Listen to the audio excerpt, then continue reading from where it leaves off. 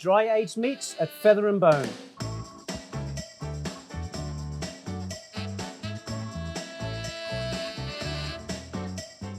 Today, we're going to talk about dry aging meat, why you should try it, why it should be on your menu. Okay, so this is a bone-in Australian OP ribeye. And what we're going to do is we're going to dry age this piece of meat for a minimum of 28 days, which is what we always recommend. You can actually go up to about 35 days on a piece of meat like this with bone.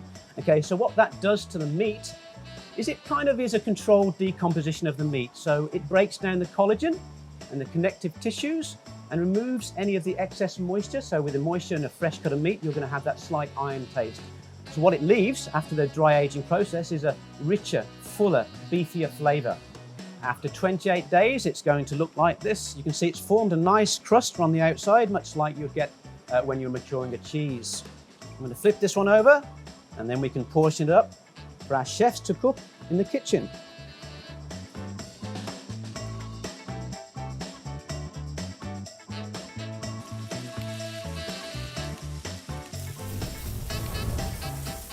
Okay, now it's time to finally taste the steak. Our chef has cooked it to a delicious medium rare. Looks fantastic, smells great, tender, flavoursome, juicy, melt in the mouth. Absolutely fantastic. Mwah. Thanks for watching, and we'll see you at a Feather and Bone sometime soon.